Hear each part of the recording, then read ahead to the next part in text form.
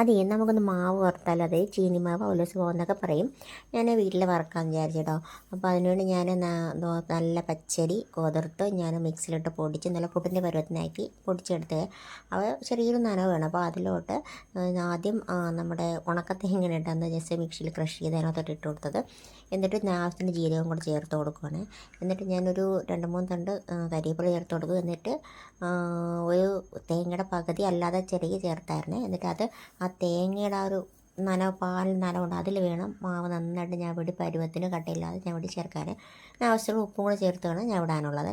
എന്നിട്ട് ഞാൻ അടുപ്പിലാണ് വയ്ക്കുന്നത്, ഗ്യാസിൽ വെച്ചാൽ മുതലാകത്തില്ല. അത് നന്നായിട്ട് കൈ ഇളക്കാണ്ട് നിന്ന് ഇളക്കി ഇത് വറുത്തെടുക്കണം കേട്ടോ, കട്ടയില്ലാതെ ഉടച്ചെടുക്കണം. ഇടയ്ക്ക് വെച്ചിട്ട് ഞാൻ ചെറിയ ഉള്ളി കൂടെ കുറച്ച് ചേർത്തായിരുന്നു ഒരു ടേസ്റ്റിന് വേണ്ടിയിട്ട്. എന്നിട്ട് നന്നായിട്ട് ഒന്ന് വറുത്ത് ഇതേപോലെ വരും, അതായത് കട്ടയൊന്നും ഇല്ലാണ്ട് വരും കേട്ടോ. ഒത്തിരി ദിവസം ഇതിരിക്കും, നമുക്ക് പഴമൊക്കെ കൂട്ടി കഴിക്കാൻ. ഞാൻ ജസ്റ്റ് നമ്മളോട് ശർക്കരയെ കൂട്ടി കഴിക്കുമ്പോൾ വീഡിയോ എത്രയേ ഉള്ളൂ. പിന്നെ എൻ്റെ ചാനൽ സബ്സ്ക്രൈബ് ചെയ്ത് സപ്പോർട്ട് ചെയ്യാൻ മറക്കല്ലേ.